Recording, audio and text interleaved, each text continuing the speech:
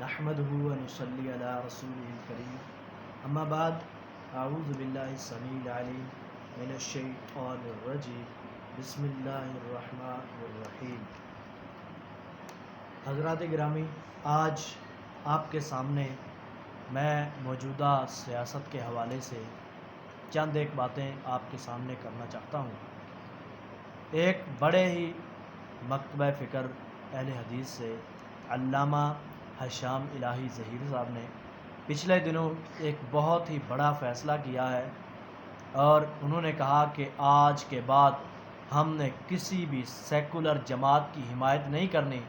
اس فیصلے نے اللہ کے فضل و کرم سے ان ساری سیکولر جماعتوں کی جڑوں کو ہلا کے رکھ دیا ہے، اور ہم ان فیصلے کے ساتھ ہیں، ہمیشہ کے لیے رہیں گے انشاءاللہ۔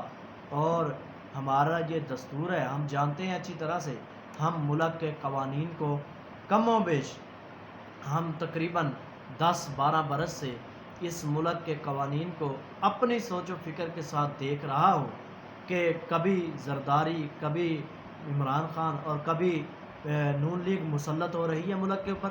کبھی میں نے اپنی سوچ اور سمجھ کے اندر سے تقریباً 2012 سے لے کر اور آج تک کبھی میں نے یہ نہیں سوچا کہ کسی آدمی نے ملک کی خیر خواہی کا سوچا ہو۔ اگر ان لوگوں نے، سیکولر جماعت کے لوگوں نے ملک کی خیر خواہی کا سوچا ہوتا تو آج ملک مقروض نہ ہوتا۔ یقیناً انہوں نے ایک بہت بڑا قدم اٹھایا ہے، اور اس قدم کا مقصد یہ ہے کہ یہاں پہ نظام خلافت راشدہ کو قائم کر دیا جائے۔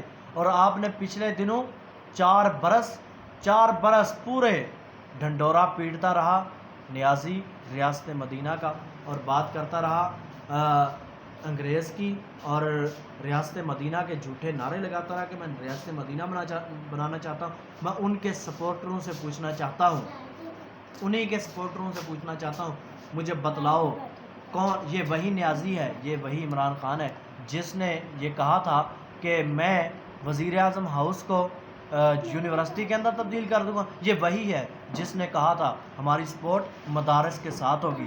یہ وہی ہے جس نے کہا تھا کہ وزیر اعظم بھی آج کے بعد سائیکل پہ یہاں پہ آیا کرے گا، اور جتنا بھی پروٹوکول ہے سارے کا سارا وزیر اعظم کا ختم کر دیا جائے گا؟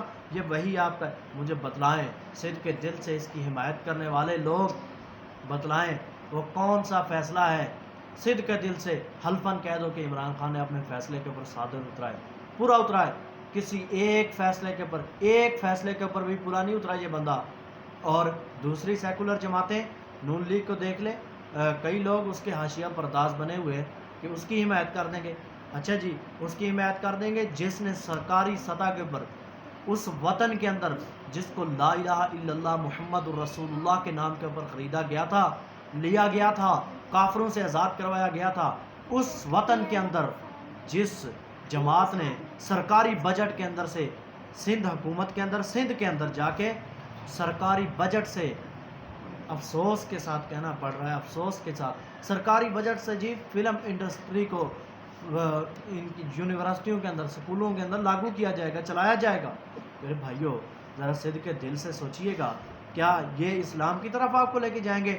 آپ کے پاس ایک ہی راستہ ہے جو ابھی پچھلے دنوں ہمارے قائد بے داغ بادشاہ علامہ ہشام الہی ظہیر اور ان کے برادر اکبر علامہ ابتسام الہی ظہیر نے جو فیصلہ کیا ہے، اور انشاءاللہ اگر آپ یہ نہ سوچیں کہ وہ نہیں بن سکیں گے، ہماری سپورٹ کا کوئی فائدہ نہیں ہے، یہ بات بالکل غلط ہے آپ کی۔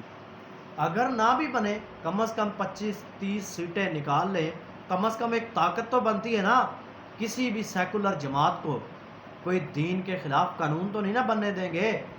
اور افسوس کے ساتھ کہنا پڑ رہا ہے کہ ہمارے ملک، ہماری ریاست کے اندر آج اسلام پسندوں کو پیچھے پھینکا جاتا ہے، اور جتنے بھی مذہب کا نام لینے والے ہیں ان کو جی کل عدم قرار دے دو، ٹھیک ہے؟